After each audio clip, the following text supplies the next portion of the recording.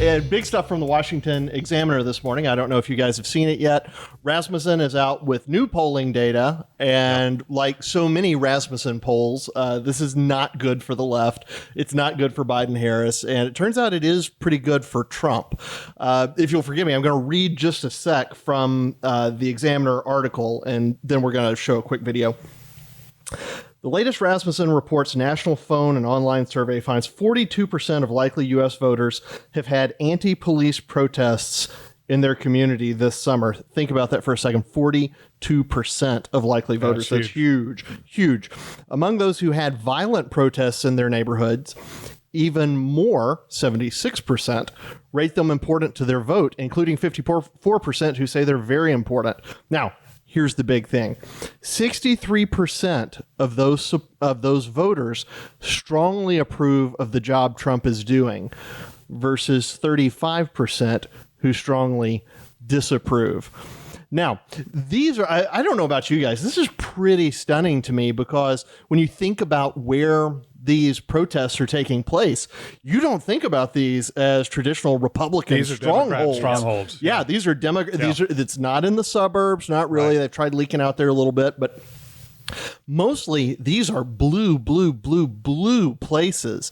And for 63% of the people of the likely voters, not people, not registered voters, likely voters in those areas, to say they approve of Trump, and a good portion of those saying they strongly approve of Trump. That is a huge thing. Trump, I think he's going to ride law and order, law enforcement, and anti-chaos to the White House. And when we talk about chaos, the images on the news are just devastating right now to the left, I think. Now, everybody's paid attention to what happened with those sheriff's deputies in L.A. Sure. They were basically, it was an assassination attempt. What you may not have seen yet is what happened after those deputies were taken to the hospital in critical condition. We have video of that. Roll it.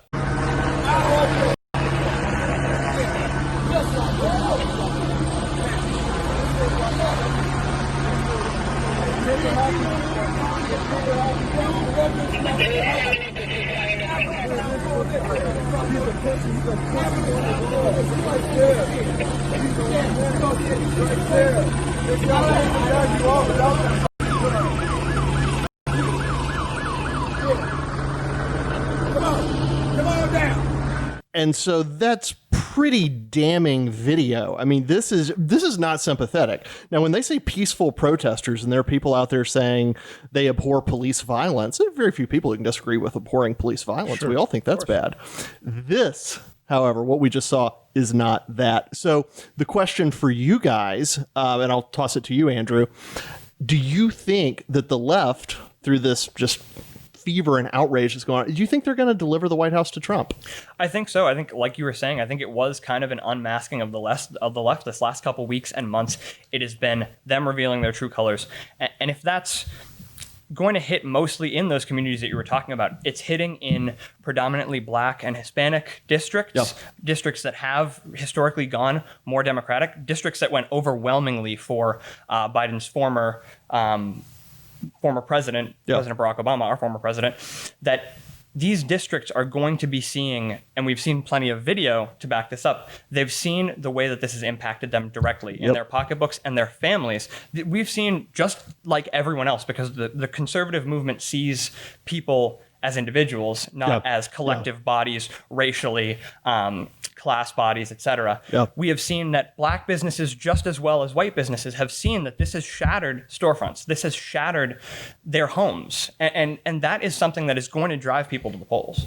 Yeah, it's really being exposed as a lie, this idea that this is actually ultimately about race. No, that's a narrative that's useful. But what has happened over the last few months has truly unmasked it. This is not about, gosh, I was looking at, there's a story in the New York Post this morning, I think, about some protesters who had been arrested, and they had a set of mugshots up there. It was 8 mugshots. 5 or 6 of them were white people. 2 were black. Bail was set at $1 million apiece, I think. This is not organically racial. No. This is diehard rabid leftism. And I think Americans are getting to see it really for the first time. The stuff we've said, hey, this is in history books. What happens when leftists take over is really nasty.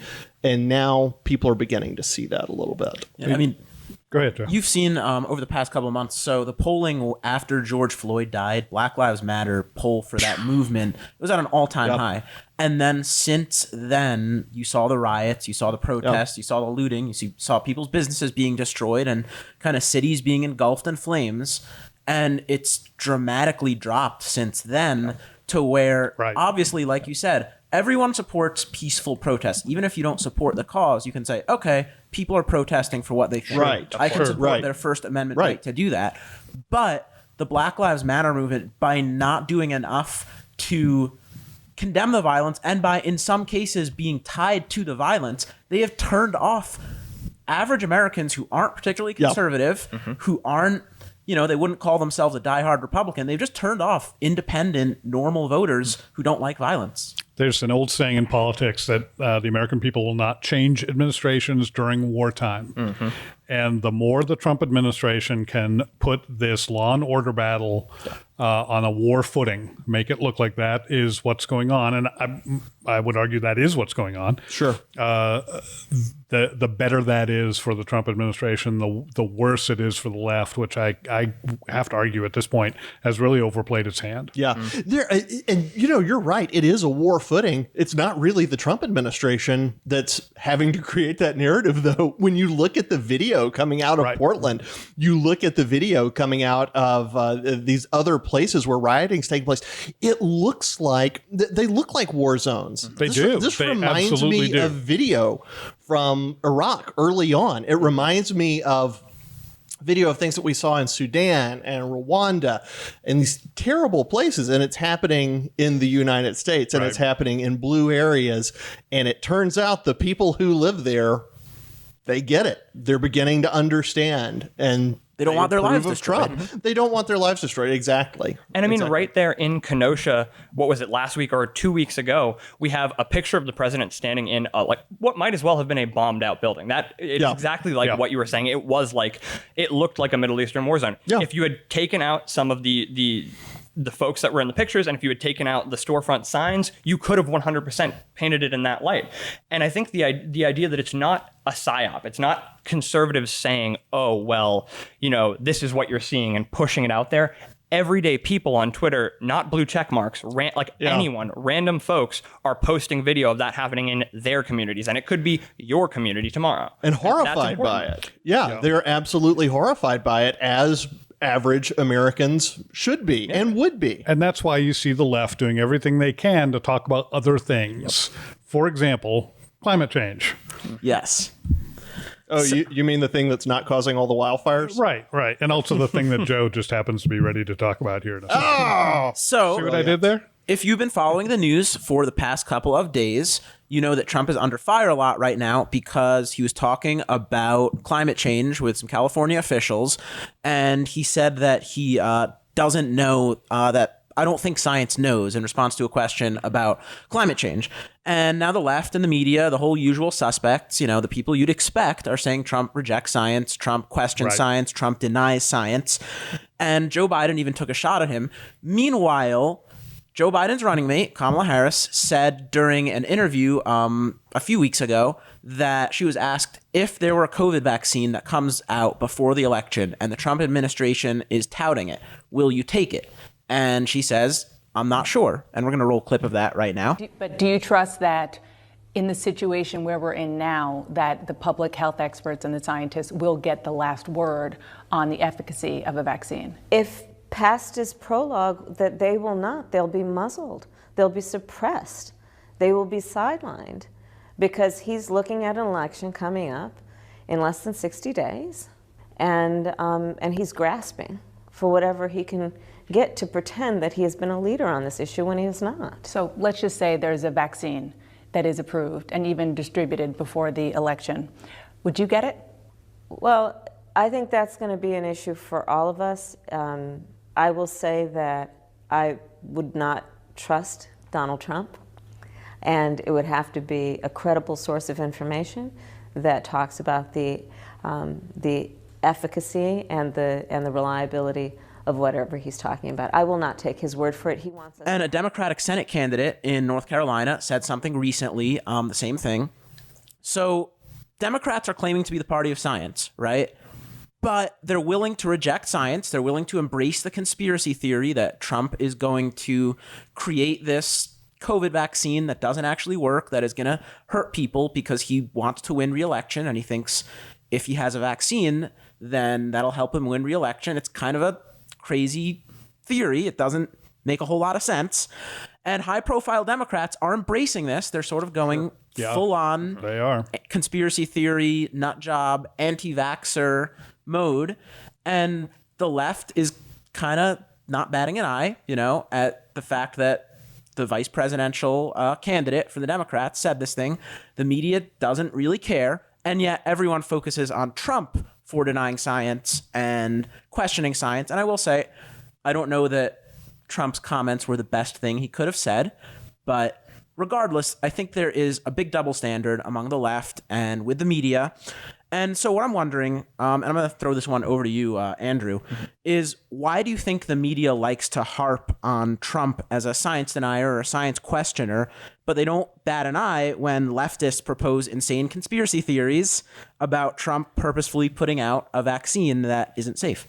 Well, I think that's one of those issues that kind of goes right to the base. It's one of those kind of red meat to the base issues, because that is something that is so clearly just a ploy for those kind of elitist voters that the Democrats kind of control in terms of your white, college educated, affluent folks, those voters that the left does kind of dominate and did dominate in 2016. Those folks are appalled when they hear about science denial. And I mean, it's an interesting topic to talk about because the idea of science denial actually doesn't make any sense, because science is the idea that you repeatedly test a conclusion until you either falsify it or you provide more evidence for it, and then you continue to attempt to falsify it. Right. Denial of science is science. Yes, exactly. And so that's just one of those issues where it seems like a ploy to get those college-educated, elitist voters to just feel as though they can be appalled. They can be angry. It mobilizes them. Oh, we have a science denier in the White House. We need to get that out of there. Well, this is a really old, we joke in the newsroom about different grifts that are out there, and the old scientists say, or experts say, grift should be a real, that should be a thing. It is a grift so much of the time. You guys are exactly right. Andrew, you're exactly right. Science is about testing and retesting and doubting. And Trump was exactly right. Science doesn't know. Definitionally, science doesn't know. No idea rests on its own. No idea can prove itself. No. Basically, science can't prove itself. Therefore, it doesn't know everything. The best it can do is give us a good shot at understanding something until we understand something better. But this is, I think it's David Berlinski who said, are there any words more irritating or inflaming to the human ear than experts say or scientists say? And it's perfectly fine for the left to say this about it. I mean, this is nothing new. They've used the language of Holocaust denial to attack conservatives as science deniers for a long time. But you have to wonder how this goes down with the blue collar voters who the left is losing in droves. I don't think they care at all what scientists or experts say. I think they could not care less about it. And when the left says that, when the media says that, I think those people view that as an appeal to elitism, and they are already distrustful of the elite, as well they should be. Yeah, and I don't think that the blue collar voters who you're talking about care about an off the cuff comment that Trump made that was just kind of something he said in response to a question, and he, it wasn't like a major platform that he's running on. Right. I don't think they care about that, but of course you see CNN and the New York Times and the one little soundbite, the establishment media outlet, they'll pounce on it and they'll treat it as if it's the big news in the news cycle for that day. And you just have to wonder, who who cares aside from the people who are in DC or New York or Los Angeles? Right. You know, the people who work for No those one. outlets or the people who are adjacent to them. No one. No one. Yeah. I'll tell you the phrase that gets me the most is the scientific consensus. That I really hate that phrase, and it goes Because just to what science is democracy. yeah, exactly. The more, if the majority plus one, that's fact, and everything else, if we went by scientific consensus, we'd all be flat earthers. We'd all, that was the scientific consensus for forever. And if we never questioned that, what's the scientific consensus on when life begins? Well, experts say. Yeah, exactly. It is just one more thing that has become totally partisan. It has nothing to do with scientific method. It has nothing to do with truth with a capital T, because the left doesn't believe in the existence of truth with a capital T. Doesn't exist. Right. There is no objective truth. So these kinds of questions almost become meaningless, and it comes down to really a simple majority. You know where this narrative is so useful, though, or this grift is so useful. Science is extraordinarily useful in a post-religious world. Sure. Yes. You need something to believe in. You need a new something opiate for the outside masses. yourself. Yeah. Yes, something has to have authority, and if it's not going to be Scripture, if it's not going to be God, the idea of God, if it's not going to be a holy book, then it has to be something else. And so science is a very convenient. I mean, this is ultimately what we're seeing in America. Is ultimately what happens when the Enlightenment finally gets. And I'm generally pro Enlightenment, but when it finally rests in a society where virtue has been forsaken, right. You've got to have something to worship. Science is an easy thing to reference because, hey, who doesn't like science? Now watch me do this again. Speaking of simple majorities, Andrew. All right. So Are you talking about Andrew simple or he's a majority? yeah, Both. should I be I think it's offended both. by that? That can go either way. All right. Well, we're gonna move on from it like I wasn't insulted. Okay, good. They don't call him Simple Sciascia for nothing. So over the weekend, we had a report from NBC News that Democratic operatives, veteran strategists, communications directors, and figures on the Hill are going to be moving in a campaign to essentially, if the Democrats retake the Senate and they take the White House and they have a majority in all of the major bodies. What kind of majority would that be? A simple majority. Thank you. They will be able to, or they will try to, eradicate the filibuster. Now, for those who don't know, in the Senate, you have a cloture rule that when a debate is to be closed, you need 60 votes. Now, that means that essentially you need a vast majority, like a consensus, like you were talking about earlier. You need a consensus on a topic. You need to make some middle ground. You need to bring people from the other side to the legislation that you're crafting.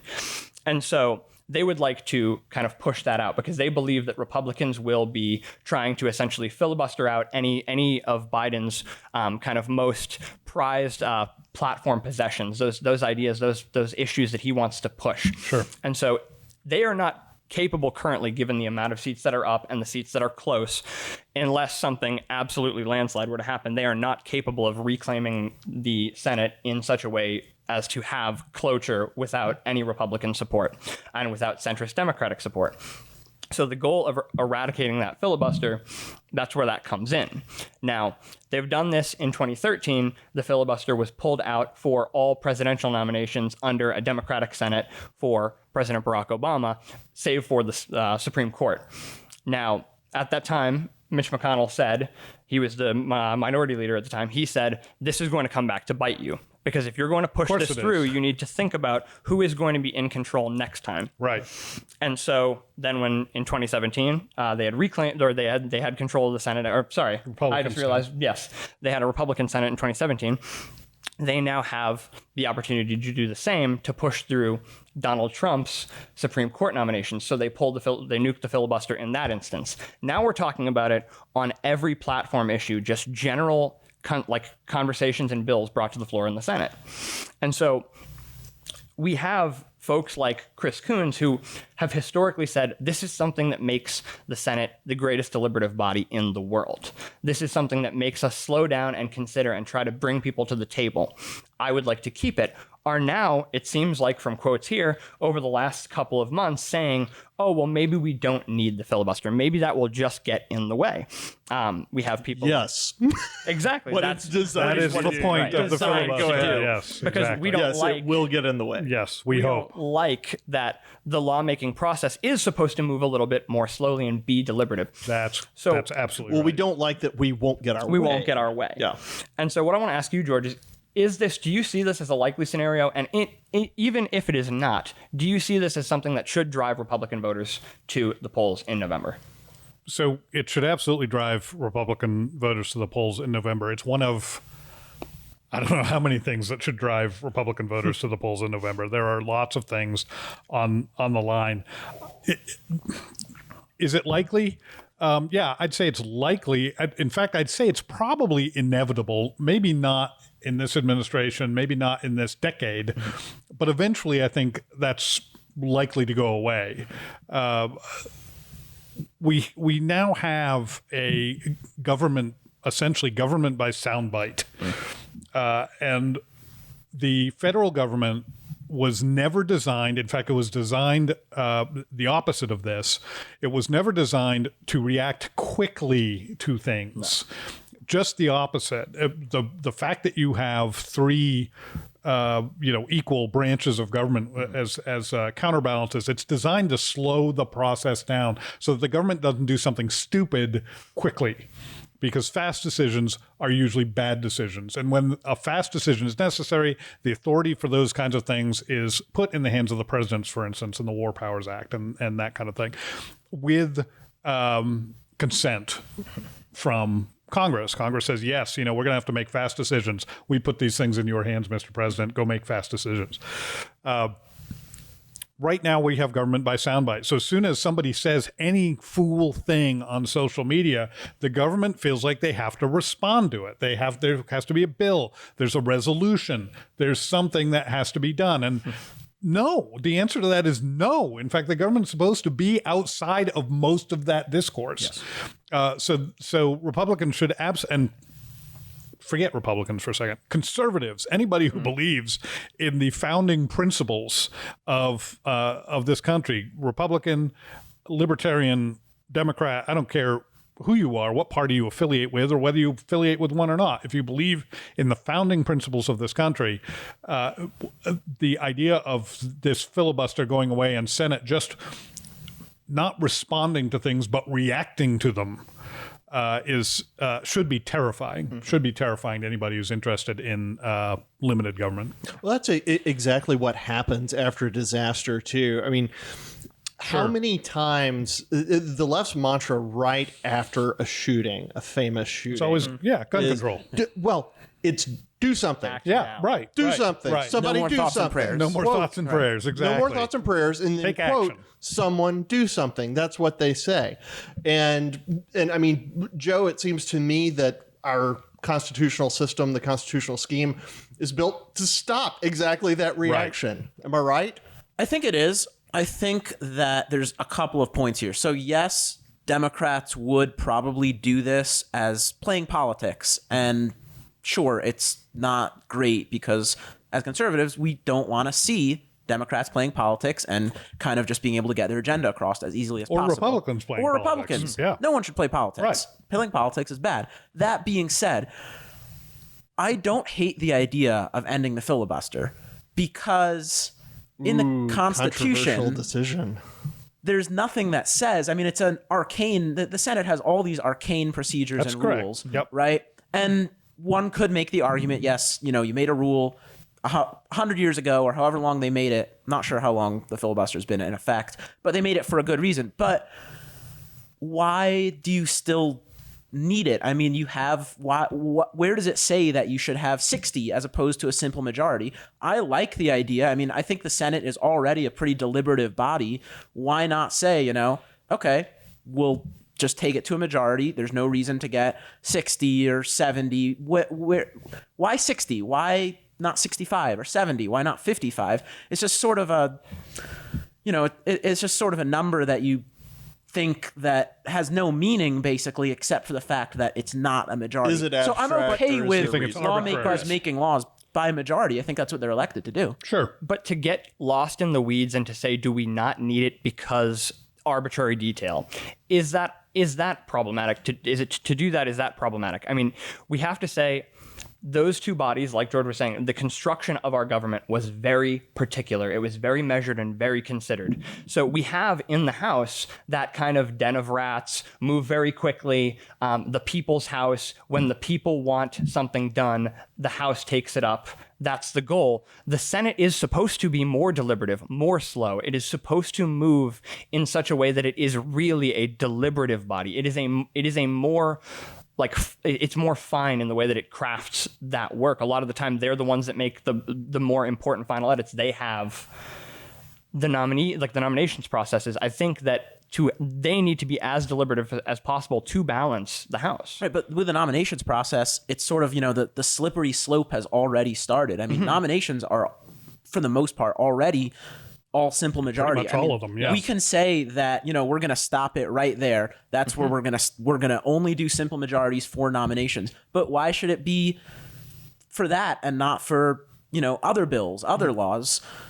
Why not, at some point, I would say at some point in the next 10 or 20 years, I think the die has already been cast. In 2013, Harry Reid killed the filibuster. That's right. And in 2017, Mitch McConnell killed the filibuster for Supreme Court nominees. I mean, we're not just, it's not going to stop there. And it's kind of an arbitrary stopping point anyway. So if we're going to, get rid of the filibuster for some things, it's not good to say, okay, we're not going to have it for these things, but for these other things, we're going to keep it. I say just, get rid of it altogether. The Senate is a pretty deliberative body, Senators are elected for 6 years, and that is important because it means they're not always running for re-election, which means they don't always have to play politics, ideally. So I think the Senate already has a lot of things in place that keep it a slower, more deliberative body. And I'm okay with saying, you know what, we don't need 60 votes. Let's do a majority. I would agree with that more, and we need to move on. But just as a final point, I would agree with that more if the 17th Amendment were repealed. Once the 17th Amendment allowed for the popular election of senators, they started running for re-election for 6 years. Sure. I would argue. Someone just, I know you're trying to get onto your segment, but someone just introduced legislation to reverse that, to repeal the 17th. Really? I don't know, but it was I last support it. week, I think. I do too. It was the last week, I think, and I'm sure it won't go anywhere. Yeah, it won't. But that's exactly I would right. fully support that. Yeah. All right. So, unfortunately for time, we've got to move on. I wanted to bring to you guys' attention, if you didn't see this, I thought it was a really pertinent piece that actually has a lot to do with some of the topics we've talked about already. Jonathan Tobin is a great journalist, if you haven't read him. He published a piece in the Federalist yesterday under the title, "Censoring Scott Atlas Should Be the Last Straw for Big Tech's Censorship." For anybody who may not know, Scott Atlas is a doctor. He's a senior fellow at the Hoover Institution, a professor at Stanford University Medical Center. Impeccable credentials. And in June, he was interviewed and questioned the efficacy of widespread lockdowns. Experts said, George. Exactly. Experts say lockdowns are the best. Exactly. Yeah, except for this expert who had some questions about it. And he didn't say that COVID was, not dangerous. He didn't say that the government should be taking no action. He didn't engage in any ridiculous conspiracy theories. He didn't do any of the things that normally would get him on the radar of the left. What he did do one thing that got him on the radar of the left, which is he joined the president's task force on COVID-19. Oh, so that's he's creating a target on automatically, forehead. exactly. So, in my opinion, and in Tobin's opinion, his joining that task force should make his previous comments more relevant to public discourse than less, right? I mean, we should want to hear more about what he said in the past about these things, but not if you're Google. Not if you're YouTube. YouTube has completely removed video of Dr. Atlas discussing these lockdowns back in June. YouTube, of course, is owned by Google. The motivation seems obvious. Somehow, when an expert questions the efficacy of these lockdowns, it's seen to help Trump's reelection. I wonder why. Well, yeah. So there are there have already been countless calls for antitrust action against Google, YouTube, other big tech companies. This is a subject near and dear to my heart. I gave a presentation 2.5 years ago, the Western Conservative Conference, calling exactly for this thing. And according to Tobin, this is a number I had not seen until his piece. According to Tobin, all 50 attorneys general now, all 50 states attorneys general are on board with antitrust action against Google. It's just that the Democrats, which are roughly, it's almost exactly 25-25, Democrat, Republican. The Democrats want to delay that action until after the election. There's a shock. And Barr, Attorney General William Barr, who is interested in this topic himself, is facing resistance reportedly from within his own Department of Justice, from career attorneys there. So whether or not this antitrust action takes place, we seem to be on the road towards it. The timing is anybody's guess. Here's my question. Andrew, I'll start with you. What effect do you think big tech censorship is going to have on the 2020 election, if any? I think it certainly won't be kind of menial. It will not be small, particularly because I have a hard time with this issue because I do believe that at the end of the day, it is a capitalist platform. It's a platform. They have the right to do what they want with their platform. Sure. But they need to apply those rules fairly. And the idea that they have kind of become arbiters of truth over time, now they decide what is misinformation on their platform. And they can isolate it and get rid of it in any way they want for whatever reason they want. And they don't have to tell you the reason either. And I think that's the devil is in that detail in which people can be removed for misinformation. They can be silenced for abusive conduct. I was just suspended on Twitter for a week for abusive conduct. I think we all support that, though. Just so that I'll be a little bit more quiet. Exactly. It's the best thing Twitter's done in years.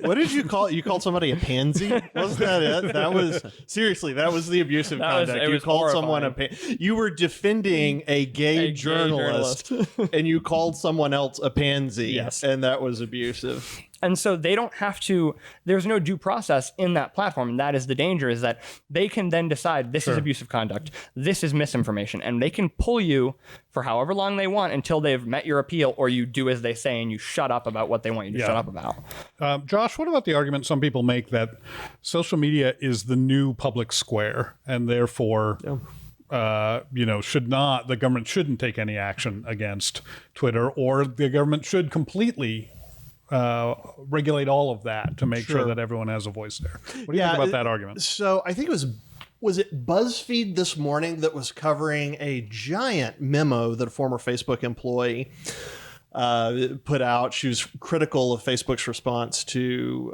disinformation campaigns that really took place outside of the United States mostly. She said she was having trouble sleeping at night because of how she had let misinformation get out there that had altered elections and these things. And I thought it was interesting that BuzzFeed carried that.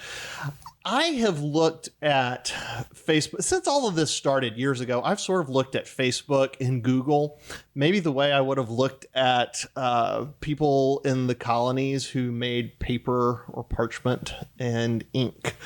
And it seems to me that you don't want the government regulating. You wouldn't have wanted the government regulating ink and parchment in those days. It also seems, though, that if there's no ink and parchment, you can't put up notices for town hall meetings and you can't produce newspapers and those things. And the government, to the extent that the government actually only functions or should function to advance the people's interests, the government has an interest in making sure free speech is allowed to continue. And these are the arguments I hear against.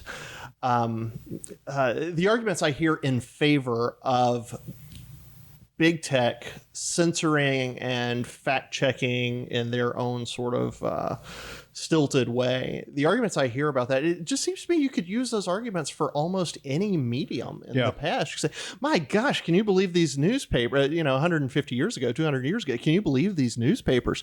William Safire, who was a conservative columnist for the New York Times for years, wrote a book 25 years ago called Scandalmonger. And it talked about the yellow journalism and the just lies that got printed in newspapers in those days. Yeah. Yet I don't think, I'm not a historian, but I don't think there were calls to get rid of newspapers. None that I know of. So I tend to think it's an open space. People should be allowed to say what they want, and that ultimately the ideas will win out. But that's where I land on it. But I do agree with Andrew. They do have to be fair. And so to bring it all full circle, I'm not positive how to solve this. I'm not a fan of the government stepping in and saying and telling private businesses what they can and can't do. But it does seem to me that if all of the paper suppliers in the United States said we're not going to sell to conservatives, that maybe the government should step in and say, no, you can't do that. Fair enough. Joe, final word. Do you think censorship will be better or worse under a theoretical Biden-Harris administration? Well, I think that there will be less censorship of conservatives under a Biden-Harris administration. So right now... Because they've won already? Because they've won already. So after Trump won, conservatives got censored because the big tech platforms thought, well, we're the reason Trump got won. So they're like, we better make sure that doesn't happen again. And if it doesn't happen again, I think they're going to say, okay, we've kind of done our job. We don't care as much anymore because we have a Democrat in the White House.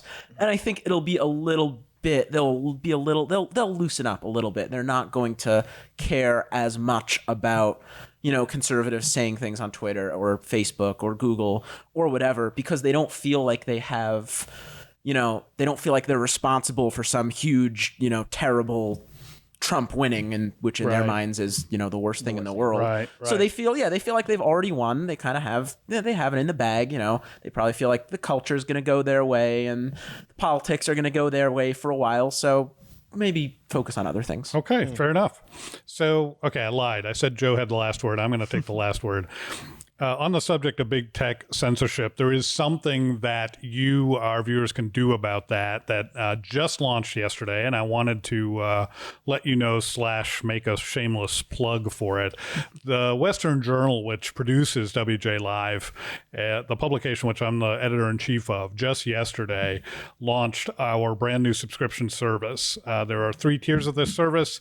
It is a great way to support journalism that you care about. This year, it is more important than ever that you get truth, and it is obviously shaping up to be a year of the next 7 weeks, the election 7 weeks from today, in which big media, big tech is going to do their very best to make sure you hear their side of the story, the side of the story they want you to hear, and nothing else. That is, if that's not abundantly clear to you by now, well, it certainly should be.